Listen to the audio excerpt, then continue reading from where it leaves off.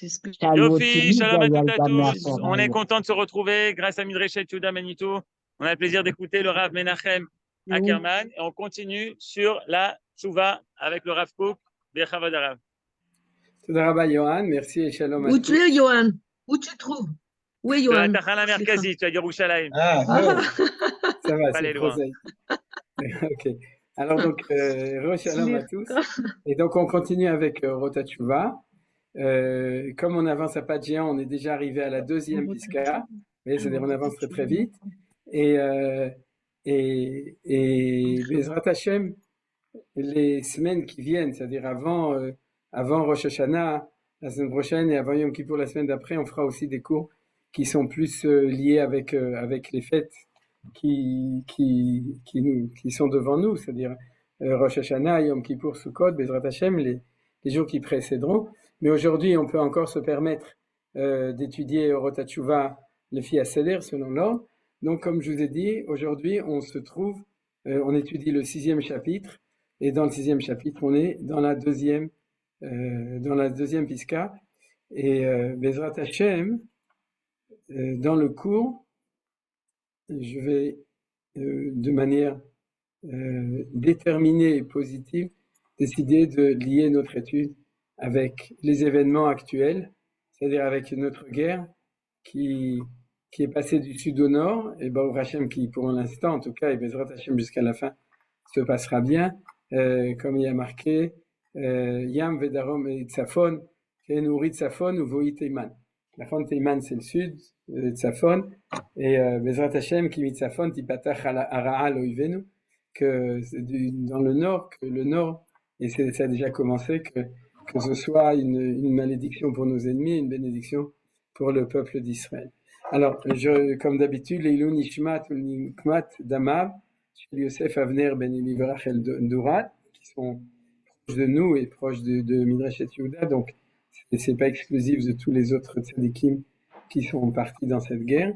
Et de manière générale, Nitzachon Tzvaenu Tzva Hagana l'Israël Neged Oivenu, le Shmira al Kol Chaelenu Mikol Tzara Vetzuka ou Mikol Pegara, la vérité c'est que de Kol Chaelenu, Vechol, je sais pas comment on peut marquer ça. Ouais, Vechol, Yehudei, Eretz, Israël, on peut marquer comme ça. J'adore. Parce qu'en ce moment, il n'y a pas que les militaires qui sont, il n'y a pas eu depuis le début, il y a tout le monde. Mikol Tzara Vetzuka, Mikol Pegara, לרפואת הנפש ורפואת הגוף לכל הפצועים ולכל הנפגעים במלחמה זו, לפדיון כל החטופים והשבויים בעזה ברחמים גדולים ולשמירה עליהם ולנקמת דמם של כל החיילים הגיבורים שנפלו במלחמתנו ושל כל הנרצחים השם ייקום דמם, כי אתה אדוני הולך עמנו במלחמותינו להושיענו ולהחיש גאולתנו כמו שכתבת בתורתך, כי אדוני אלוהיכם ההולך עמכם להילחם לכם עם אויביכם להושיע אתכם Venomar, Amen. Alors maintenant, on sait pourquoi on étudie et on peut commencer. On passe donc directement à la deuxième piska de Orot HaTshuva, chapitre 6. Donc, je passe directement à la deuxième piska.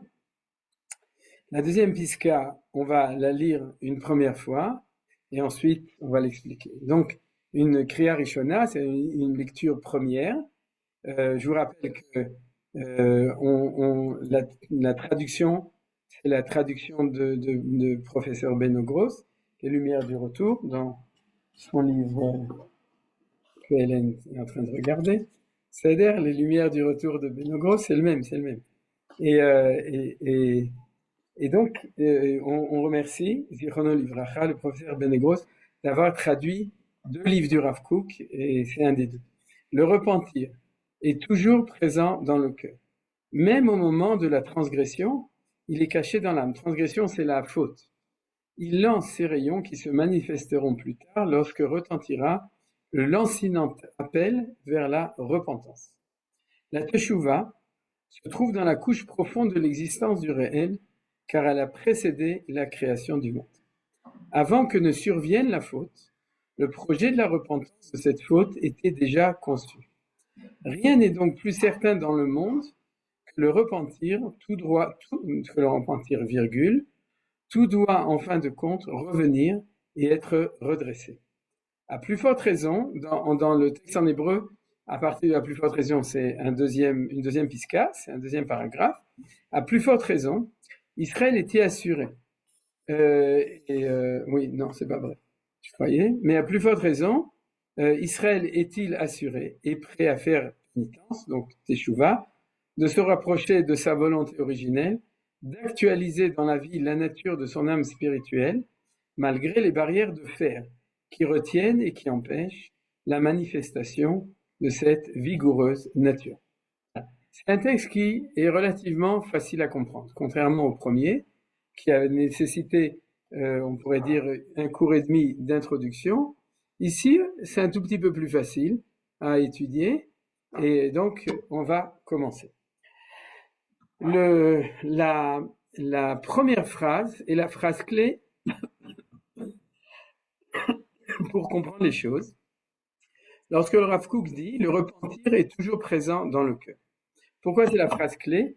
Parce que c'est celle qui nous lie avec le passage précédent, la Pisca 1 qu'on a étudié. Le Rav Kook ne les a pas écrits l'un après l'autre, je ne sais pas si vous vous souvenez, mais en fait le Rav Kook n'a écrit dans son livre, dans son projet d'écrire un livre sur la Tchouva, il n'a écrit que l'introduction et les 3 premiers chapitres. On est au 6e chapitre, et à partir du chapitre 4, c'est ses élèves qui ont pris de tous ses écrits, de son vivant d'ailleurs, qui ont pris de tous ses écrits, qui ont glané toutes les piscaot que Rav Kook a écrit sur la Tchouva, qui les ont organisés en chapitres, et dans les chapitres, ils les ont organisés en paragraphes. Donc, le Rav Kook n'a pas écrit le paragraphe 2 après le paragraphe 1, c'est le Nazir, son fils Rav Tzviuda, Rav Harlap, qui ont tenu à juxtaposer les choses de cette manière. Mais malgré tout, il n'empêche qu'il y a une logique dans le continuum entre celui-là et le précédent, et on verra aussi entre le 2 et le 3, si on a le temps de l'étudier aussi aujourd'hui. Pourquoi? Parce que si on reprend la fin du premier, la fin c'est comme ça. Il disait, le repentir particulier individuel à plus forte raison le repentir collectif tirera sa force de cette source de vie d'une activité vigoureuse et ininterrompue constamment à l'œuvre. C'est-à-dire que la teshuva cosmique, ce qu'on avait appris dans le premier paragraphe, la teshuva, elle est non seulement géographiquement, dans une géographie spirituelle, si vous voulez, de tous les mondes, puisqu'on a vu que ça provenait de la création du monde avec Shvirat HaKelim V'Tikkunam, c'est la brisure des ustensiles, des réceptacles et leur restauration. C'est-à-dire, on avait vu que c'est d'une manière cosmique, mais il y a aussi une dimension dans le temps, dans l'axe du temps, qu'il y a une permanence du souffle de Tchouva.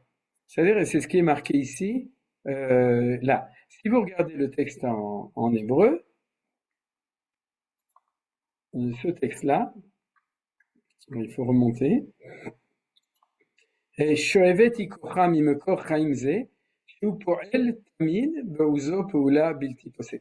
le mot qui est important, c'est le mot tamid.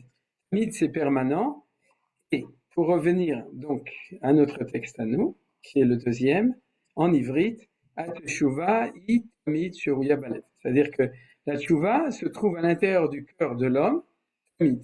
Donc vous voyez, c'est là que je veux vous montrer que on ne peut comprendre la deuxième pisca que si jamais on a compris que cette expression de la permanence dans l'espace, dans le temps, dans les mondes entiers d'un ruach, tu vois, vous vous souvenez, c'était ruach Elokim merachef et al pnei hamayim, c'était ce ruach, cet esprit qui est inscrit déjà dès le deuxième verset de la création et qui, d'après la Kabbalah même, a précédé ça. Et c'est ce qu'on va voir tout de suite dans le texte qu'on a lu d'ailleurs, vous avez remarqué peut-être, d'accord? Alors cette chose-là, c'est l'ouverture, on pourrait dire, ou la condition sine qua non pour pouvoir comprendre ce que nous dit le Rav Kook. C'est-à-dire que puisqu'il y a permanence de la tchouva, elle est tout le temps là. Alors Rav Kook va nous donner on pourrait dire, un développement qui est basé là-dessus. Parce que le fait de le savoir, c'est une chose, et on a vu certains développements dans la première pisca. C'est-à-dire, par exemple, dans la première pisca c'est le premier paragraphe, le Rav Kook voulait expliquer la relation entre l'individu dans son mouvement de teshuva individuel, personnel, son éveil de teshuva, et puis on pourrait dire la radiation permanente et universelle de la tchouva dans le monde. C'est comme s'il y a une radiation, comme les ondes électromagnétiques qui se promènent partout. C'est-à-dire, on a une radiation. Ça, c'était le sujet de la première piska. La deuxième, elle va en fait poser la question de la tchouva chez l'homme. Tout d'abord, cette piska, ce paragraphe ne parle que du phénomène de la tchouva chez l'homme et de qu'est-ce qui se passe lorsqu'un homme est loin de Hachem. C'est-à-dire qu'il n'est pas en situation de tchouva, mais au contraire, il est en situation ou d'éloignement ou de faute. C'est-à-dire, il y a des gens chez qui c'est la faute, il y a des gens pour qui c'est l'éloignement, il y a des gens pour qui c'est la méconnaissance, c'est-à-dire l'ignorance du fait de savoir qu'on peut être proche de Hachem et qu'on peut être juif et faire les mitzvot et étudier dans Midreshet Yehuda. Tout ça, il y a des gens qui ne savent pas et donc ils sont déconnectés. Alors, qu'est-ce qui se passe selon le développement du Rav Kook? Si on n'était pas dans le Rav Kook, on dirait comme ça. On dirait que quand tu es loin, tu n'es pas branché, et le jour où tu fais tchouva, quel que soit le niveau de tchouva, ça peut être recroire en Dieu, ça peut être décider d'étudier, ça peut être décider de faire les mitzvot, ça peut être faire son allié en Israël, ou plein de choses. C'est-à-dire, mais en tout cas, à ce moment-là, tu te branches à une source extérieure. C'est ce qui était sous-entendu un petit peu dans le premier paragraphe qu'on a étudié. C'est-à-dire, quand tu es loin, t'es pas branché.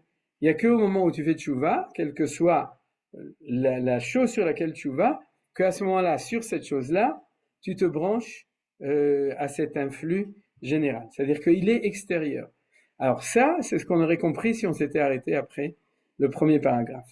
Le chidouche que veut nous dire Rav Kook ici maintenant, c'est que quand tu parles de l'homme, cet influx se trouve à l'intérieur de lui. Il n'est pas extérieur, il est intérieur. C'est-à-dire, il est extérieur parce que c'est Orod de Makifim, c'est les lumières qui entourent tout. C'est-à-dire, mais pour l'homme, c'est ce qu'on appelle Orpnimi, c'est une lumière intérieure qui se trouve à l'intérieur de lui. On a à l'intérieur de nous cette lumière qui est la lumière de la tchouva. C'est de manière permanente. Ça, c'est le chidouche qu'il dit ici. Et vous voyez, c'est marqué comme ça. Le repentir est toujours présent, tamid. Donc ça, c'est le lien avec l'idée du premier paragraphe. Mais il est toujours présent, pas autour de nous, qu'il nous attend au tournant quand on fera tchouva pour être branché. Mais en fin de compte, on n'a pas besoin de se brancher. On est toujours branché. À l'intérieur de nous, on a la tchouva. Ça, c'est si vous voulez, le titre de ce paragraphe. Et c'est ce titre qui va nous permettre de développer et de découvrir énormément de choses qui vont être continuées dans le 3e, 4e paragraphe et en gros jusqu'à la fin, pratiquement jusqu'à la fin de ce chapitre. C'est un peu à part le dernier paragraphe. Ça va être le thème de développement essentiel qui va être étudié ici. C'est la permanence depuis la création du monde jusqu'à la fin des temps du mouvement de tchouva est vécu pour l'homme, non pas pour la vache ni pour l'arbre, mais pour l'homme, c'est-à-dire, ou pour les étoiles, ou peut-être pas dans les mondes, on sait même pas dans les mondes supérieurs, mais en tout cas pour l'homme, l'homo sapiens, celui qui a été créé à l'image de Dieu, l'homme, Adam, lui, il a une présence de tchouva qui est permanente à l'intérieur de lui. Bien entendu, c'est dans la neshama, d'accord? C'est-à-dire, ça se trouve pas forcément dans nos membres, bien que il y en a aussi un petit peu, c'est-à-dire ça part partout, mais ça se trouve dans la partie la plus intérieure de l'homme. À l'intérieur de lui, il a le mouvement de tchouva et qui se trouve de manière permanente. Alors, après que le Rav Kook va exprimer ça comme un axiome, vous comprenez? Et cet axiome, il est lié avec l'axiome de base de la permanence du ruach, c'est-à-dire de l'esprit de tchouva ou de la radiation de tchouva qu'il y a dans le monde entier, d'accord? Après, on va se demander une grande question. C'est-à-dire, comment est-ce qu'on vit quand on est déconnecté de ça? Ou comment est-ce possible? Comment ça se fait que l'homme est capable de vivre en contradiction avec ce qu'il a à l'intérieur de lui, de ne pas faire tchouva? C'est ça la grande question. Si c'était un branchement extérieur, la question ne se pose pas. Je dirais que c'est beaucoup plus normal de ne pas penser à la tchouva que de penser à la tchouva, vous comprenez? Si c'est un produit qu'on achète au magasin, on est tout à fait normal quand on n'est pas consommateur. C'est-à-dire qu'il y aurait un changement d'attitude, de décider qu'il me manque quelque chose et que je vais l'acheter au magasin. C'est-à-dire, on peut en avoir besoin, pas en avoir besoin, découvrir qu'on en a besoin, ou ne pas découvrir, mais il y a une normalité à ne pas être branché à la tchouva. C'est ce que le monde entier pense. C'est-à-dire le monde entier pense que on pourrait dire le naturel de l'homme, c'est de ne pas être branché dans la tchouva, et puis que quand quelqu'un est fait tchouva, az wishtagea, il est devenu fou, d'accord, il met un grand chapeau noir, et puis il fait pousser les papillotes, et puis il se balance pendant la prière, et puis il arrête d'être en contact avec ses anciens amis, et puis il mange bizarrement, il mange que kasher, alors qu'avant il mangeait pas cher. Et donc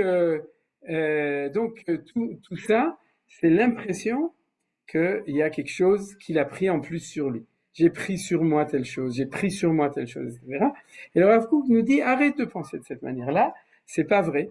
C'est-à-dire, tu ne prends pas sur toi, oui, tu te relis avec toi-même qui est à l'intérieur de toi. Vous voyez que c'est complètement différent. Alors, c'est ça qui a marqué dans cette chose-là, puisque ça, c'était tout le temps là. Alors, qu'est-ce qui s'est passé pendant ce temps-là? Alors, ça, on va le voir dans la troisième phrase. Mais dans la deuxième phrase, il dit une phrase très très forte. À partir de là, c'est-à-dire de nouveau, il faut se dire que quand on pense Rav Kook, on pense pas comme on avait l'habitude de penser habituellement, sauf si on est kooknik naturel, d'accord, comme les wagons Kook. Et donc, il dit comme ça, même au moment de la transgression, il est caché dans l'âme. C'est-à-dire, on ne renvoie pas la pensée de Tchouva au moment où on est en situation de Havera. Il y a une Gemara qui dit que Areshaim Mele'e Charata. C'est-à-dire que les mécréants, Reshaim, sont pleins de regrets. Et ça veut dire quoi? Ça veut dire que même au moment, c'est ce qu'on appelle aussi la conscience, ouais, les remords de conscience. C'est-à-dire le fait que, et ça on va le voir après, on va en parler, mais plus tard, c'est-à-dire que même la conscience, c'est quelque chose à l'intérieur qui te rappelle que quand tu fais cette chose-là, et tout le monde n'a pas ça parce que c'est un phénomène psychique qui est complexe, mais en fait, d'après le Rav Kook, ce phénomène-là, le fait que Neshama, même quand tu es en situation de faute, de transgression, elle te dit, Habibi, ouais, c'est-à-dire tu es en train de faire le contraire de ce que tu devrais faire. C'est-à-dire, on a une conscience intérieure de cela à n'importe quel moment. Ça a une grande incidence, cette chose-là. Pourquoi? Parce que c'est très chassidique. Pourquoi c'est très chassidique? Vous vous souvenez que dans la chassidoute, on parle toujours, par exemple dans Breslav, de la nekuda. La nekuda, le point intérieur Limite. avec quoi? Limite. La nekuda pnimit. Limite. C'est-à-dire que, ouais, c'est-à-dire que tu as un point à l'intérieur de toi qui est en permanence relié avec Akadosh Baruch Hu. Alors c'est ça qu'il dit, c'est-à-dire même un rachat, nouveau on va parler que d'Israël, les autres on veut pas qu'ils aient aucun rachat, c'est-à-dire qu'ils soient pas rachetés, mais en tout cas même un rachat, chez Israël je parle de nos ennemis, oui, c'est-à-dire, mais même un rachat, il faut voir que même au moment, c'est une vision très chassidique des choses, où il fait des choses qui sont pas bien, et où s'il faut, il faut tout d'abord l'arrêter, l'empêcher, et s'il faut le juger, c'est-à-dire, mais il faut savoir qu'il ne renverra jamais la présence de Dieu à l'intérieur, ce que dit la chassidoute, et la conscience de la tchouva à ce moment-là. C'est-à-dire même à ce moment-là, le moteur qui l'appelle à faire tchouva ne disparaît jamais. Il est ineffable, on ne peut pas l'effacer, on ne peut pas le renvoyer, et c'est ce qu'il dit ici. Même au moment de la transgression, il est caché dans l'âme, et c'est là qu'on voit donc le lieu de la teshuva. Elle se trouve à l'intérieur de la neshama. Donc dans la neshama, on a tout le temps le moteur qui s'appelle tchouva. Si on se souvient par exemple que tchouva est ratzon, la volonté la plus profonde de l'homme, vous vous souvenez, on avait parlé de ça dedans, alors on peut très bien le comprendre. C'est-à-dire que l'homme, sauf Pharaon, quand Dieu lui a enlevé sa bechira chofshit, tant que l'homme est capable d'avoir un ratzon, alors une volonté, même s'il est en situation de mal, de transgression, de perdition, de s'éloigner, etc., malgré tout, il a toujours à l'intérieur de sa neshama, alors caché, c'est-à-dire se trouve. Et du coup, qu'est-ce que nous dit le Rav Kook? Il lance ses rayons. C'est-à-dire que constamment, on pourrait dire même paradoxalement peut-être, il l'a pas dit, on pourrait imaginer, c'est-à-dire plus tu es dans la faute, plus tu es en tension de quelque chose d'inconciliable entre ce que tu fais et c'est ta volonté profonde de tchouva, et donc plus il y a des rayons qui sont envoyés. D'ailleurs, je pense que c'est comme ça. C'est comme la tension quand tu tires sur quelque chose. La raison pour laquelle les gens qui sont religieux, ils n'ont pas tellement de tension de tchouva, en général. C'est-à-dire, ils sont bien, ils sont contents. C'est-à-dire, et que par contre, les gens qui ont fait les plus grosses bêtises, souvent, ils ont cette volonté qui fait qu'il y a une puissance aussi, une fois que la tchouva est faite, une puissance de volonté de pouvoir tout changer. Souvent, on se gêne.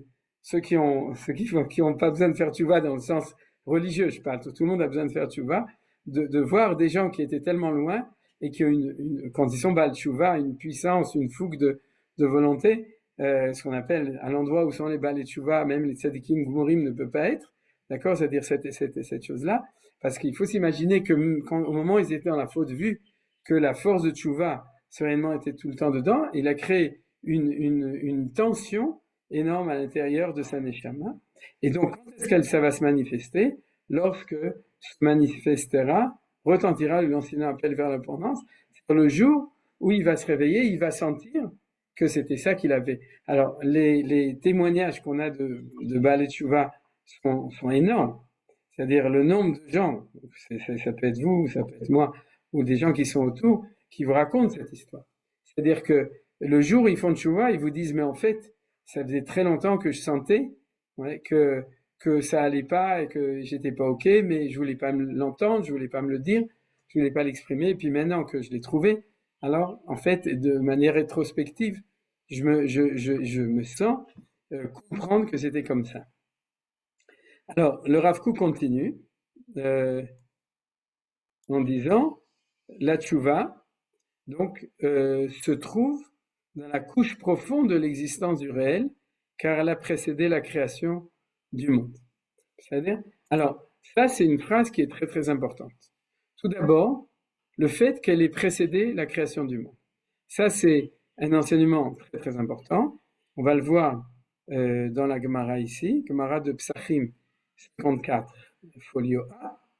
Je ne sais pas pourquoi il y a marqué 78 ici. C'est-à-dire, et la Gemara, elle dit, et Manitou a un très beau cours là-dessus d'ailleurs, je ne sais pas sur Varsha Nitzavim, j'ai pas eu le temps d'écouter cette année, mais en tout cas, la Gemara, elle dit que il y a 6 choses qui ont été créées avant la création du monde. Oui, mais Ruch el Mashiach, la Tchouva, le Bet Hamikdash, et encore d'autres choses. Et c'est la source, donc c'est le traité de Psachim 54a. Et une des choses, c'est la tchouva, et donc du coup la Gemara explique, Beterem harim yuladu vatecholel eretz betevel, c'est-à-dire avant que tu as créé le monde, ou me'olam va'adolam atael, shev enosh adaka vatomer shuvu bnei adam. C'est-à-dire si on lit les deux versets ensemble, qui sont, j'ai pas marqué où c'était, c'est dans Teilim, c'est-à-dire dans ces deux versets, vous avez le fait que avant que le monde a été créé, Dieu a déjà dit, shuvu bnei adam, faites tchouva, fils de l'homme. C'est-à-dire que c'est déjà marqué depuis le début, et c'est pour ça que la Gemara dit que la Tchouva Nivrat, elle a été créée avant la création du monde, et le Rav Kook qui aurait dû dire cette phrase déjà dans la piska précédente, dans le paragraphe précédent, parce que c'était ça le sujet qu'on a étudié déjà, eh bien il l'amène dans cette piska-là. Peut-être tout simplement parce que, si vous voulez, dans le texte, c'est l'appel à chacun de faire tchouva. Vous voyez, va tomer chouvu, va tachaveno shadaka, c'est-à-dire, c'est pas tu ramèneras, mais c'est difficile de traduire. C'est-à-dire, mais on pourrait dire, lorsque l'homme arrive daka, c'est pas une minute, c'est le même mot que dikaon. C'est-à-dire, dikaon, c'est la dépression, et la dépression, c'est depress, c'est comme le tehom, c'est-à-dire le point le plus bas. C'est-à-dire que lorsque l'homme arrivera au plus bas, Tachev Enoch, tu vas le ramener.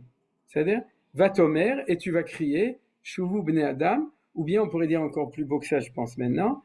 C'est-à-dire que la première partie du verset dit que même quand tu es dans le Daka, c'est-à-dire au plus bas de ton existence, Tachev Enoch, ta neshama, elle te crie fais tchouva, et elle te dit donc, Tachev, elle est à l'intérieur, elle te dit, Shuvu bnei Adam, faites tchouva. Alors, ça, c'est une idée qui est énorme. Pourquoi? Parce que celui qui dit que l'homme peut s'éloigner véritablement de Dieu et que quand il faute, alors il est loin de Dieu et Dieu est loin de lui, dans les deux sens. C'est-à-dire qu'il a vraiment réussi à être à Honolulu, c'est-à-dire ou bien à être à Tahiti, dans des endroits où il est vraiment séparé de Hachem. Alors ça, c'est dans la même vision chassidique, mais c'est la vision de la Kabbalah qu'on a expliquée dans le premier Pisca. Il faut savoir que la Teshuvah, Dieu qui te rappelle pour revenir, ne se trouve de manière permanente. Et pourquoi elle se trouve de manière permanente? Parce qu'elle t'a précédé. Elle a précédé Adam Arishon, elle a précédé la création du monde. Plus elle est précédente, plus elle est puissante dans son appel de retour. Vous comprenez? C'est-à-dire que ce qui est circonstanciel, c'est la faute, et ce qui est fondamental, c'est la tchouva. Et de nouveau, je répète, pour que ce soit clair, l'homme a l'impression juste dans l'autre sens. C'est-à-dire que ce qui est normal, c'est que l'homme est fautif ou pécable, il fait des fautes, et puis ce qui est bizarre, c'est qu'à un moment, il se réveille pour faire tchouva. C'est-à-dire il s'habille, comme je vous ai dit, il prend sur lui. C'est-à-dire il décide de faire. Et là, le Rav Kook nous dit, tu sais pas lire la carte de l'âme humaine ou du destin de l'homme. Parce que chez chaque homme, dans la mesure où la teshuva de chacun a précédé non seulement sa naissance, mais a précédé la création du monde, donc qu'est-ce que tu crois? Ouais, c'est-à-dire c'est quelque chose qui est fondamental dans l'être, beaucoup plus que la faute. C'est-à-dire, et donc maintenant, où est-ce qu'elle se trouve? La teshuva se trouve dans la couche profonde de l'existence du réel. Quand il dit du réel, c'est pas seulement de l'homme, de l'être, mais partout. C'est-à-dire le or apnimi, au plus profond de chacun, il y a un appel de tchouva qui est beaucoup plus profond que toutes les choses. Alors on va finir la phrase. Avant que ne survienne la faute, le projet de la repentance de cette faute était déjà conçu. Vous avez vu, c'est ça que ça veut dire. C'est-à-dire, toi tu crois que la tchouva, c'est la réponse à la faute. C'est-à-dire, par exemple, j'ai pas mangé cachère, d'accord? Eh bien, puisque tu n'as pas mangé cachère, alors ça, c'était ton être. Et puis, un moment après, il y a quelqu'un qui te dit, ah, ça, c'est pas cachère, donc il faut arrêter. Et tu as dit, non. C'est-à-dire que l'appel de manger cachère a précédé le moment où tu as décidé où tu as été éduqué, où tu es né comme ça, de pas manger cachère. C'est-à-dire, ça, c'était quelque chose qui était, et déjà, dès le début, il y avait un appel de Dieu. C'est-à-dire, il y a inversement, si vous voulez, le sod du Vavaïpour, le secret du Vav d'inversion des choses, c'est-à-dire le futur de la tchouva a précédé le passé de la faute. C'est Manitou qui l'explique comme ça, c'est le secret du Vavaïpour, d'être capable de transformer un passé en futur, parce qu'en fait, il y a un sod, un secret, que le futur existait au passé avant ton passif. C'est-à-dire ton passif, c'est-à-dire là où quand tu étais dans la situation d'erreur ou d'horreur. C'est-à-dire chacun dans les circonstances personnelles. Il y en a qui disent errare humanum est, puis il y en a qui disent orare humanum est. Mais en tout cas, c'est ça qui a marqué ici. Le projet de la repentance de cette faute était déjà conçu puisque tout était déjà inscrit avant de créer le monde. Hachem a créé la teshuva de tout avant de créer le monde.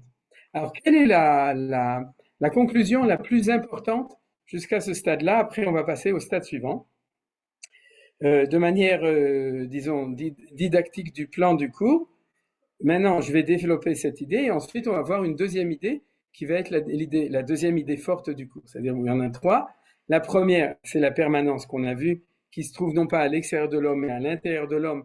Donc, même en situation d'éloignement maximum, où un homme peut se retrouver d'éloignement de Hachem, de faute, de perdition, même à ce moment-là, l'appel de la tchouva est à l'intérieur de nous très fort. Première idée. Deuxième idée, c'est que c'est quelque chose qui en fin de compte, a précédé le monde. Et je vais expliquer cette deuxième idée, ensuite on verra une troisième. Quelle est la conclusion de cette idée?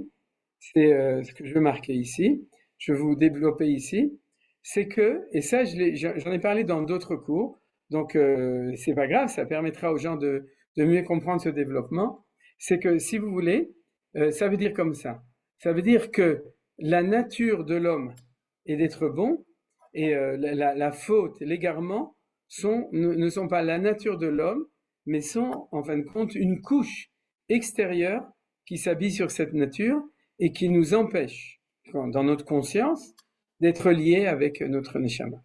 C'est ce qu'on appelle en bon hébreu, on appelle ça ou bien des klipotes, ou bien un massach, ou bien un kir barzel. C'est-à-dire que kir barzel, c'est un mur de fer, c'est-à-dire des klipotes, c'est des écorces, et un massach, c'est un écran. C'est-à-dire, alors il y en a, quand ils sont vraiment dans la faute, c'est l'écran total. C'est-à-dire, il y en a qui sont un tout petit peu moins, et tout ça. Pourquoi je vous ai donné l'idée de kir barzel? Parce que Rav Kook n'a utilisé dans ce passage que cette expression-là pour en parler. C'est marqué ici dans la dernière phrase. Vous voyez, je ne sais pas comment on fait pour le rendre. Voilà. Il y a, malgré les barrières de fer qui retiennent et qui empêchent la manifestation de cette vigoureuse nature. C'est-à-dire que plus cette nature de faire tchouva est forte, plus celui qui ne veut pas faire tchouva ou qui est loin de la tchouva aura une barrière de fer, c'est-à-dire le mur de fer qu'il y avait entre le monde communiste Kira Barzel, c'est-à-dire il y aura un mur de fer et fer parce que c'est très fort qu'il va créer pour le confirmer dans son erreur, c'est-à-dire pour justifier le fait qu'il est en inadéquation avec sa nature profonde. Alors, pourquoi cette idée, elle est tellement importante? Cette idée, elle est tellement importante parce que le Rav Kook va revenir dessus ici, dans un mot très important, le mot de nature. Vous voyez qu'il y a marqué ici 2 fois nature, c'est-à-dire, et ce développement de dire que c'est la nature, il va en parler dans le 3e et 4e paragraphe, il va encore le développer. C'est-à-dire, puisque ce sera la suite, comme je l'ai dit, de ça. C'est-à-dire, si tu demandes quelle est la nature de l'homme, c'est de faire tchouva. Si tu demandes quelle est la couche, ouais, comme on dit, tu en tiens une couche, c'est-à-dire extérieure à l'homme qui n'est pas lui, c'est de faire des fautes. Qu'est-ce que dit le christianisme, par exemple? Qu'est-ce qu'ils font? Ouais, ils sont dans le péché originel. C'est quoi le chet akadmoni? Qui yetzer lev adam ra mine'ora. Traduction chrétienne n'est pas juste des choses. Pour la tradition juive, regardez Rashi. Traduction trahison chrétienne. Ouais, c'est-à-dire l'homme est mauvais depuis son enfance. C'est-à-dire l'yetzer l'adam, l'instinct de mal qu'est Ra, Mineura, qui est de l'homme, Yetzer Leva Adam, du cœur de l'homme, Ra est mauvais depuis l'apparition de l'homme. C'est-à-dire, la nature de l'homme naît comme un être mauvais. Vous vous souvenez, la mahloquette entre Rousseau et Voltaire sur l'homme de pure nature, les histoires de Zadig. Et en tout cas, l'homme est naturellement mauvais, et le rôle de la Teshuvah, c'est de prendre sur soi, de s'habiller avec un habit de Teshuvah. D'accord, vous comprenez? C'est-à-dire, ma nature, c'est ma nature, et puis je vais imposer extérieurement une volonté extérieure de révélation de la Torah, éventuellement si on le voit du côté de la Torah, mais on va s'imposer une antinature qui va se battre contre notre nature mauvaise, le Yetzer Hara, pour pouvoir réussir à être tzaddik ou à faire tchouva. Alors, vous êtes en train de penser que c'est pas chrétien ce que je dis, c'est en fin de compte, il y a beaucoup de rabbanim qui parlent comme ça. Vous avez raison. C'est pour ça que le Rav Kook, il dit des chidushim. Parce que s'il avait répété ce que les autres disent, il n'aurait pas écrit son livre, comme on l'a vu dans l'introduction. C'est-à-dire que le Rav Kook est en train de se battre pas contre des moulins, mais il est en train de se battre contre une conception de l'homme et une conception de la tchouva. C'est-à-dire une conception négative. C'est-à-dire de voir que l'homme est naturellement mauvais et que le bien est extérieur à l'homme. Quand je l'ai dit, tu te branches au bien, tu fais tchouva parce que tu imposes par volonté à ta nature, tu domptes ta nature. Toutes ces notions-là, c'est des notions qui, pour le Rav Kook, ne sont pas les conceptions réelles de la notion de tchouva. Alors, c'est quoi la notion de tchouva? C'est exactement le contraire. C'est-à-dire que quand est-ce que tu feras tchouva? Lorsque tu réussiras à te débarrasser de ces clipotes, de ces écorces, de ces massachim, de ces écrans, c'est-à-dire, ou de ce kir de barzel, de ce mur de barzel, qui fait écran entre ton être vivant, pensant, et aussi agissant grâce à ton yetzer, c'est ta pulsion de vie, et entre ton être profond. Il y a une déconnectation qui fait que à ce moment-là, tu fautes ou tu es loin. Et non seulement ça, mais plus tu fautes, plus tu renforces cette déconnectation, plus tu renforces les masachim, c'est-à-dire les écrans entre ta nature profonde et entre ce que tu fais ou ce que tu crois être. Et quand tu fais tchouva, tu casses tout ça, et donc tu reviens à quoi? Tu ne deviens pas, tu reviens. Vous avez vu la différence? C'est la teshuva, c'est revenir. D'accord? Alors là, on pourrait dire de manière jolie que ça s'appelle teshuva parce que c'est pas seulement que tu reviens à Dieu, mais tu reviens à toi. Où c'est marqué? Va hashevota el levavecha. Regardez, c'est marqué clairement. Dans quel paracha? Quelqu'un sait dans quel paracha c'est marqué? Va hashevota el levavecha? Parashat Nitzavim, c'est la parashat Hashavua de ce Shabbat.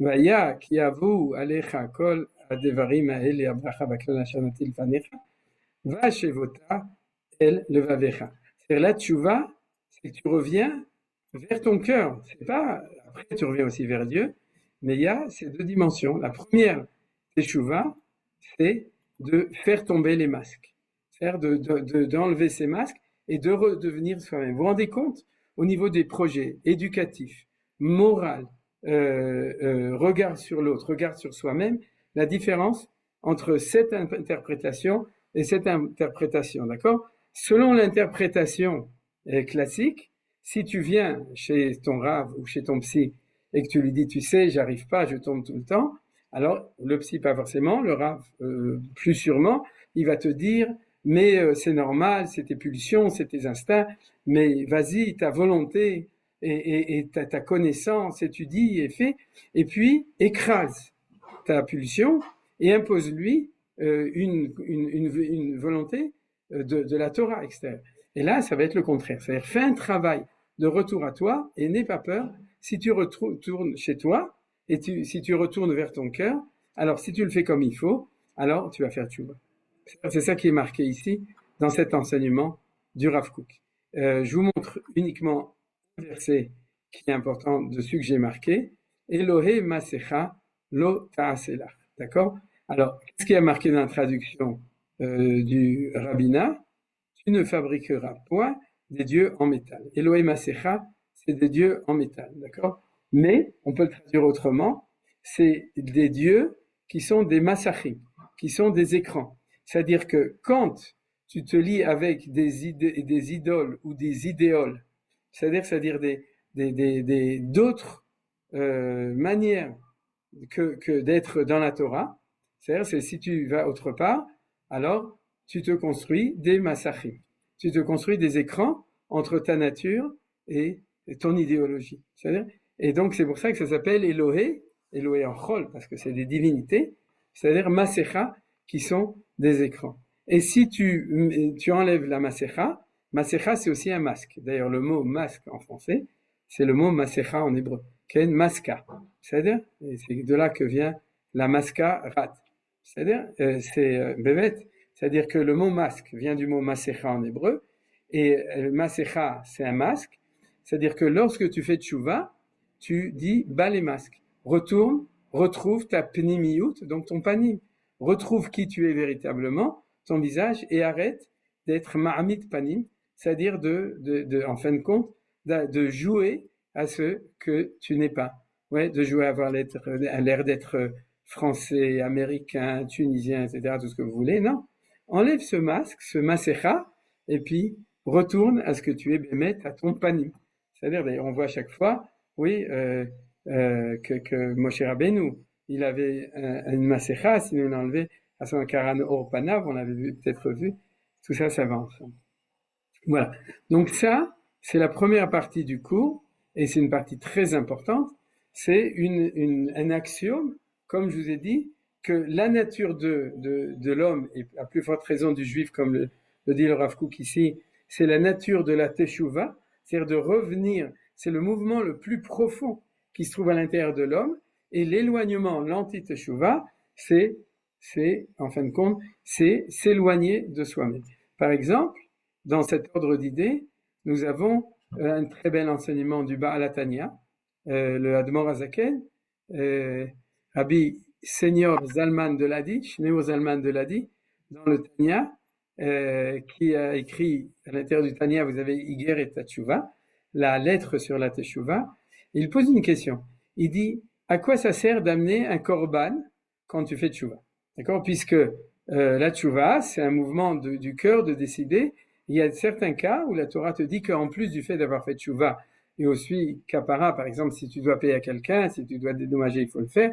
Tu dois demander aussi pardon au prochain, etc. Il y a des cas où la Torah nous dit aussi d'amener un korban. Et il dit à quoi ça sert, puisque il y en a d'autres où on n'a pas besoin d'amener un korban. Pourquoi?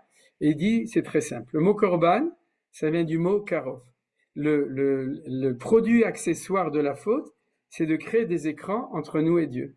C'est-à-dire qu'on n'est plus en relation avec notre présence de Hachem qui est à l'intérieur de nous. Et lorsque tu amènes un korban, tu casses ces écrans et tu te rapproches de nouveau de Ribono Shel Olam, de Akadosh Baruch Hu à ce moment-là. Voilà, vous voyez que dans la Chassidut, bien entendu, ces choses-là, ils sont aussi exprimés de cette manière-là. Alors maintenant, on va passer à la troisième partie du cours, qui est la plus importante en temps de guerre. Il dit comme ça. Rien n'est donc plus certain dans le monde que le repentir.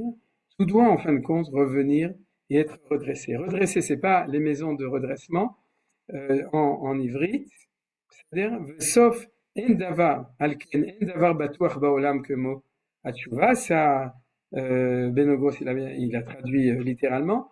Sauf akol la chouve le tikkun. C'est-à-dire ce qu'il a appelé le redressement. En fin de compte, tout doit être redressé. C'est que tout doit revenir au tikkun. On a déjà vu que le mot tikkun et le mot teshuva, c'est des synonymes en gros. C'est-à-dire que tout va faire teshuvah et tout va faire le tikkun. Alors pourquoi c'est tellement important et pourquoi je vais en parler? Parce que si vous voulez, c'est l'optimisme absolu du Rav Kook permanent. C'est-à-dire quand on étudie le Rav Kook, une des choses les plus importantes quand on étudie le Rav Kook, c'est d'arrêter d'être défaitiste, d'être pessimiste et de croire que le monde va à la catastrophe, que l'homme est pourri et que ça ira de mal en pire, c'est-à-dire et que tout est fichu. Alors, en situation de guerre, c'est le meilleur moment pour se déprimer, pour être pessimiste et pour se dire ça va pas marcher. La vérité, depuis le début de la guerre au Liban, c'est-à-dire depuis 2 semaines, grâce au fait qu'on a découvert que notre Père était dans le ciel et sur terre, ce qu'on appelle le bipère, c'est-à-dire les deux, Avinu sheba shamayim ve'al haaretz, c'est-à-dire depuis ce moment-là, on a commencé à comprendre que dans une guerre, on peut gagner la guerre, qu'on n'est pas obligé uniquement de pleurer nos chatoufim et nos morts et nos blessés, et ça, il faut le faire aussi, c'est-à-dire, comme j'ai souvent dit, oui, un œil qui pleure et un œil qui rit, c'est-à-dire les deux on a deux côtés du cœur, un qui compatit et l'autre qui est en confiance. Maintenant, le Rav Kook, on l'avait d'ailleurs vu aussi dans Rotamil Chama, quand on avait étudié tout ça, le Rav Kook est définitivement, foncièrement, profondément optimiste pour tout, et surtout, puisqu'il a eu la chance de vivre au début du retour à Sion, c'est-à-dire le début de la Géoula. Donc, il dit, si j'avais été dans la galoute, c'est-à-dire en temps de galoute, j'aurais plus eu de raison, parce que la Géoula, ou le bon dénouement était un sujet de émouna, de foi. Par contre, quand il arrive, alors on ne te demande pas d'être avec une foi, on te demande de regarder. Comme on dit, Vetehezena enenu, mais on ne dit pas que nous croyons dans la Géoula, on prie pour qu'on puisse le voir. Et Baruch Hashem, on le voit. C'est-à-dire que on voit Beyat Chazaka Vizroa Netuya, la main de Akadosh Baruch Hu qui est en train de punir le Rechaïm et sauver les tzadikim. Shne Yadaim, Yad Yamin, Yad Smol, comme le Maral explique à propos de la sortie d'Égypte. Il y a une main qui frappe les ennemis et une main qui pas de Barzel qui nous sauve ici, Bezrat Hashem, toujours de manière complète, mais on le voit que maintenant on le voit de manière miraculeuse dans les deux sens. Alors, tout ça pour dire de nouveau que la notion de Teshuvah est une notion qui n'est pas occasionnelle de l'homme, mais qui a précédé le monde. S'il a précédé la création du monde, c'est une garantie que c'est la direction finale du monde, selon le Sod, sauf Maaseh, le Marshavatria. C'est-à-dire que Si ça a précédé le monde, alors c'est garanti que c'est comme ça que le monde va finir, puisque quand on dit précéder le monde, ça veut dire que c'est ça le projet du monde. Donc, il faut jamais se désespérer, ni des juifs de Tel Aviv, ni des ignorants, ni des gens qui sont perdus, ni des fauteurs, ni même, en fin de compte, de l'humanité entière. C'est-à-dire, il faut pas désespérer, on n'a pas le droit. On doit réagir à chaque chose, on doit vivre au moment pour faire les choses, mais à tout moment, quelqu'un qui dira ça va aller de mal en pire, qu'est-ce qui va se passer, c'est une catastrophe, etc., le Rav Kook se serait énervé contre lui. Il lui dirait, ou bien tout le monde ne fera jamais tchouva, au contraire, il y a de plus en plus de gens qui quittent le judaïsme, et puis même ceux qui le font, c'est tous je sais pas, des truands, c'est pas vrai, mais je dis ce que les gens disent, c'est-à-dire, alors, le Rav Kook nous dit une phrase extrêmement forte, rien n'est donc plus certain dans le monde que le repentir, tout doit en fin de compte revenir, faire teshuva et arriver dans le tikkun. Ça, c'est une phrase fondamentale si tu as étudié ce que c'est que la teshuva selon ce qu'on vient d'étudier maintenant. C'est-à-dire, d'accord, c'est pas seulement que j'ai à l'intérieur de moi, c'est que c'est sûr que je vais faire teshuva. C'est sûr que tous les juifs vont faire teshuva, et c'est sûr que tout le monde va faire teshuva. Même sur ceux qu'on est sûr qui vont pas faire teshuva, eh bien, ils vont faire teshuva. Pourquoi? Parce que c'est ça le profond de leur être. C'est ça l'énergie infinie qui se trouve à l'intérieur de leur neshama.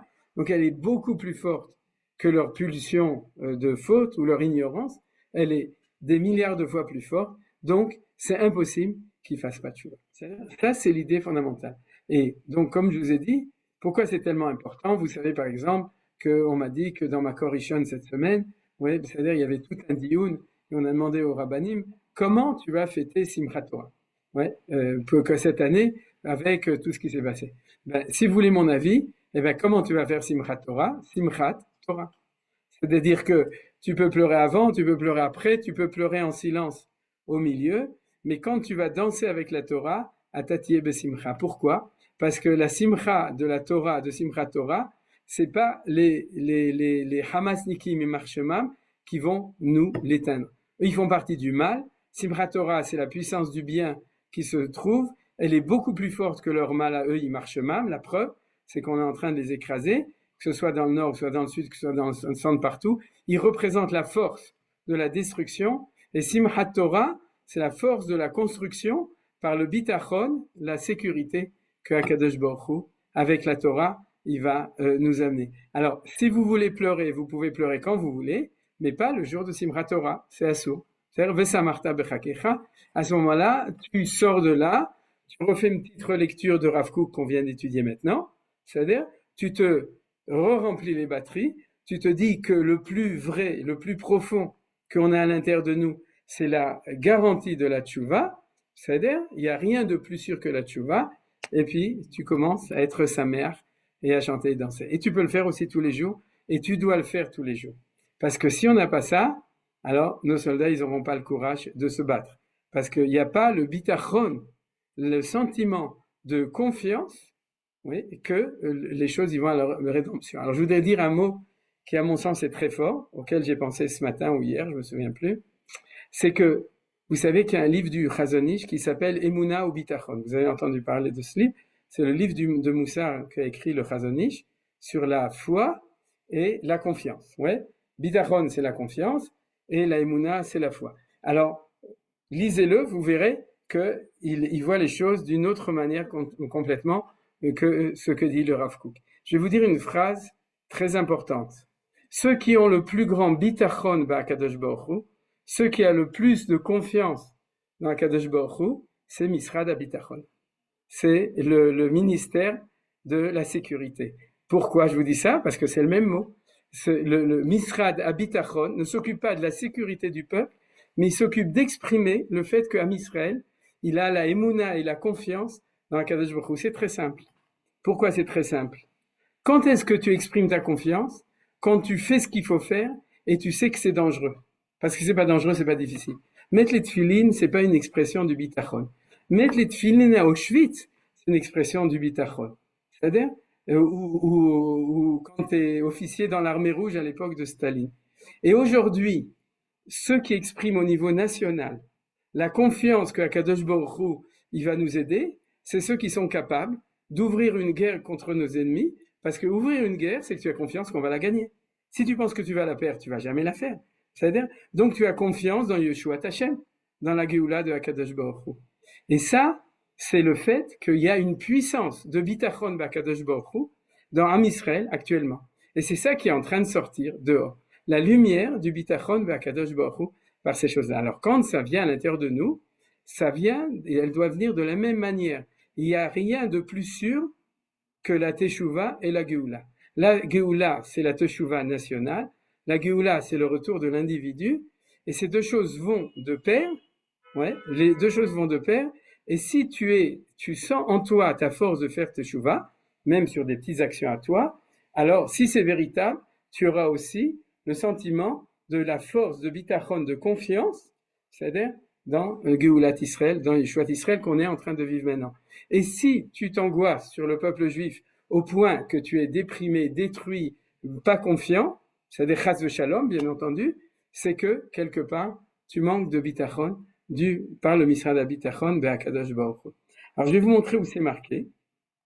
Comme je vous ai dit, c'est pour ça que je tenais à parler de ça, parce que à mon sens, c'est la lecture essentielle de l'étude du Rav Kook de la Piskabet avec lequel on doit sortir après le cours, c'est ça. C'est-à-dire, une fois que j'ai étudié ça, comme la tchouva a précédé le monde et le tikkun, n'oubliez pas, le tikkun, ce qu'on fait en ce moment, c'est des tikkunim, c'est-à-dire, on fait beaucoup de tikkunim, on éradique le mal du monde, on éradique le mal des Ishmaélim, et on fait une justice, on fait du tzedek, donc tout ça, ça fait partie de la teshuvah universelle, cosmique et tout. Alors donc par cela, par cette confiance, par ce bitachon, alors on fait les choses. Regardez ce que dit le Rambam, loi de la teshuvah chapitre 5, tous les prophètes ont joint au peuple le repentir. Ça, c'est l'injonction au niveau de la bechira, du choix. C'est-à-dire que le Rambam nous dit qu'en kol hanevim tzivu à la teshuvah. Tzivu, d'ailleurs, ils t'ont dit fais teshuvah. Deuxième phrase, c'est seulement par le repentir que le peuple juif sera racheté. Alors non, c'est pas comme ça qu'il faut faire la deuxième phrase. Et c'est celle-là qui est importante. La première est aussi importante, c'est celle j'ai connue classique. La Torah a déjà promis que les Juifs se repentiront à la fin de leur exil et seront immédiatement délivrés, comme il est dit. Or, quand seront survenus tous ces événements, tu retourneras à l'Éternel ton Dieu, l'Éternel te mettra terme à ton exil, aura pitié de toi, il te rassemblera du sein des peuples parmi lesquels il t'aura dispersé. Qu'est-ce que nous dit le Rambam? Surtout pas lecture charédite, qu'il faut faire tchouva avant et que Dieu donc nous va ramener. Ça, c'est une lecture qui a été réfutée par tous les Gdolé Israël qui ont expliqué le mouvement sioniste.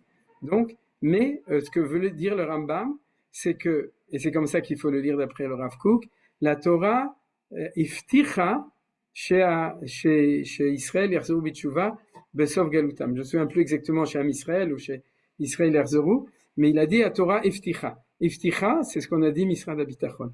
C'est ça le bitachon. Le bitachon, c'est que la Torah a promis qu'on fera tchouva et qu'il y aura la Géoula. Quand il dit miyad, c'est sous-entendu, ça c'est la condition de ça. Il ne faut pas étudier comme ça, j'ai déjà fait des shurim dessus.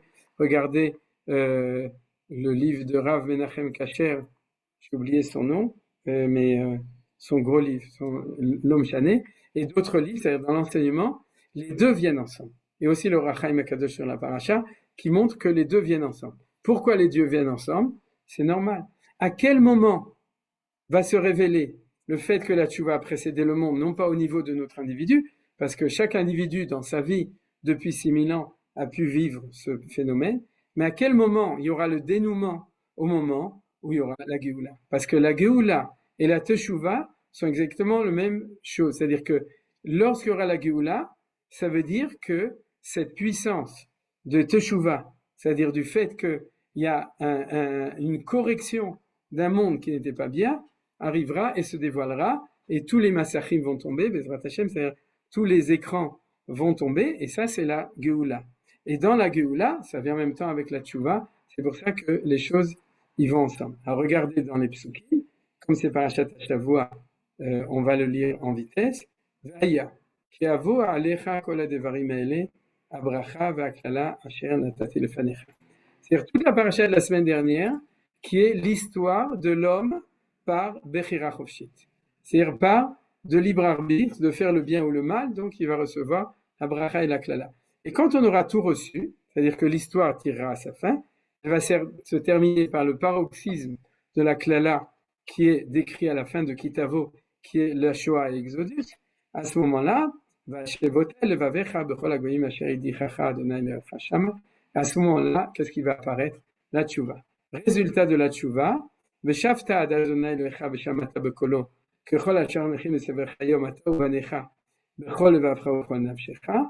Et alors, ושב אדוני אלוהיך את שבותך ורחמך ושב וקיבצך מכל עמים אשר הפיצך אדוני אלוהיך שמה. Et vous connaissez la suite, Dieu va nous ramener. Or, qu'est-ce qui est intéressant?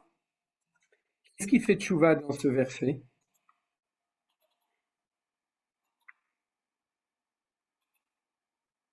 Akadosh Baruch Hu, Yosef il connaît très bien. Nachon? Il y a marqué que Hachem il fait tchouva. Veshav Hachem l'orecha, veshav ekibetzra, bien entendu. Parce que quand toi tu fais tchouva, lui il revient vers toi, shuvela va shuva lechem, il te ramène en Eretz Israël, et au moment de la Géoula, qui est le retour en Eretz Israël, c'est le processus du retour de Dieu vers nous et de nous vers Akadosh Baruch Hu. De nouveau, j'ai dit, ne rentrez pas dans la polémique, qui va commencer en premier? C'est toi qui dois commencer, c'est moi qui dois commencer. La teshuva, la réponse à cette question, elle est très profonde, très évidente. Il faut savoir lire les versets, pas au premier niveau, mais au niveau profond des choses. Mais en tout cas, ce qui est sûr, c'est que c'est un mouvement qui va ensemble. La promesse de la teshuva va en même temps avec la promesse du retour, et du retour, les deux ensemble, et la confiance, le bitachon bezé, et aussi la confiance dans le bitachon de Zé. Alors, comment quelqu'un qui est en train de vivre de notre temps, dans un temps de teshuva, du retour du peuple d'Israël, peut douter de quoi, de la force, du réveil de teshuva d'Israël? Et Bezrat Hashem, quand nous on aura fait teshuva, alors aussi les nations feront teshuva, parce que ça aussi c'est promis dans les prophètes. Par exemple, maintenant j'ai vu un petit film de Harold Sheva qui dit que tous les soirs au Slichot, au Kotel, il y a des centaines de milliers de jeunes, d'adolescents et de jeunes qui vont tous les soirs, pas du tout religieux spécialement, on leur demande pourquoi tu vas. Alors, ils disent oui parce que les copains ils vont. Ah non, mais pourquoi tu vas? Non, parce que vraiment, avec la guerre, etc., on sent le besoin d'aller au Kotel et de demander pardon et de prier, etc. Donc, il y a un éveil incroyable. Alors, Bezrat Hashem qui continue, et puis il y a un processus comme ça. Et tout ça, toutes ces choses-là, c'est ce que le Rav Kook nous dit. Don't worry, be happy. Ne t'inquiète pas, sois content, sache que au-delà de tout ce que tu peux voir au niveau des clipotes, ouais, quand on regarde dans les petits films, vous savez, ça s'appelle des clips. Chez Ashkenaz, des clipotes, on dit clipes. C'est-à-dire, et donc au-delà des clips, c'est-à-dire de ces clipotes, derrière ces clipotes se cachent des très belles neshamot qui profondément eux-mêmes, même s'ils sont loin, ils ont envie de faire tchouva. La tchouva les appelle. Alors je vais terminer avec l'introduction du Rav Kook, pas l'introduction, la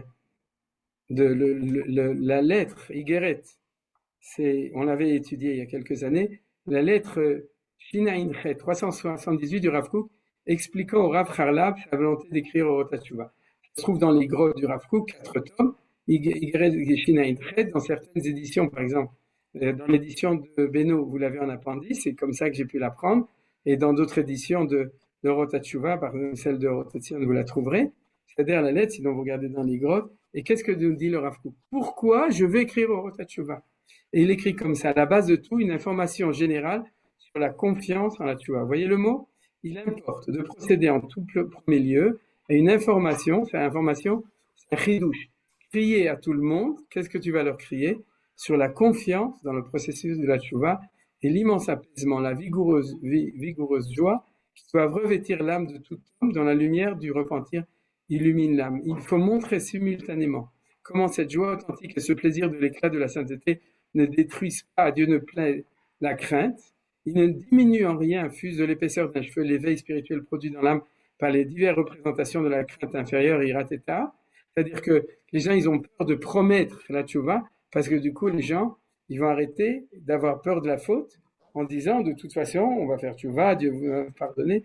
Il dit non, il faut que les gens aient peur de la faute, ce qu'on appelle iratret, pour pouvoir et faire tchouva, mais il faut aussi, c'est comme si tu dis à un enfant, c'est pas bien ce que tu as fait, c'est très mal et veut que tu corriges, mais t'inquiète pas, tu es un gentil enfant et tu es quelqu'un de bien et tu seras quelqu'un de bien. Vous voyez? Alors, cette deuxième phrase, tu seras quelqu'un de bien, c'est-à-dire, tu fais partie des gens bons. Et donc, cette deuxième phrase que tu lui diras, c'est la confiance. Et nous dit le Rav Kook, ça n'entache pas, au contraire, ça va renforcer cette conscience de vouloir faire tchouva, mais une tchouva qui est sur le positif. C'est ce qu'on appelle tchouva me'ava. Merci Rav, je dois partir à Minyan. Merci. D'accord, salut, moi aussi.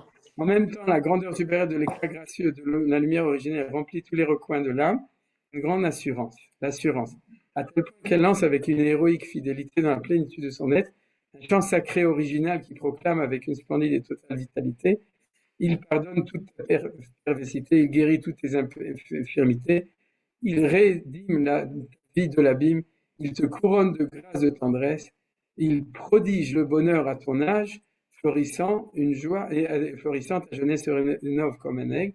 La confiance se renforce, une joie, une allégresse, une délicieuse splendeur se répandent à profusion, jusqu'à ce que l'âme spirituelle ressente par un fin sentiment de pureté intérieure toutes les fautes intentionnelles à tous les degrés, et à plus forte raison les erreurs de toutes sortes commises par inadvertance, se transfèrent en parfait mérite. C'est le Rav Kook nous dit tout simplement que la véritable démarche de Tchouva, c'est la confiance, le bitachon, dans le fait qu'on est sûr que Akadosh Baruch Hu va amener, tous nous amener à faire notre tchouva, nous, Kol Am Yisrael, Kol Haolam Kulo Bezrat Hashem. Bon, je suis désolé d'avoir pris un tout petit peu de temps. Plus, si vous avez des questions, on a peut-être quelques minutes. Des questions ou des remarques? Ou des histoires? Ou des expériences de...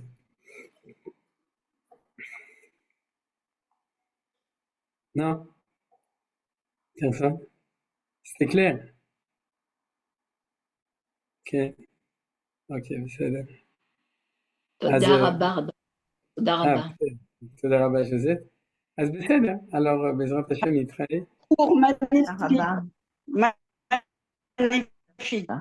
Ça m'a remonté. Ah, ok, בסדר, vous avez fait le... Shabbat shalom, תודה רבה. Shabbat shalom à tous, et בשורות טובות, בעזרת השם. תודה רבה, בשורות טובות, אמן, אמן, אמן. שלום. שלום.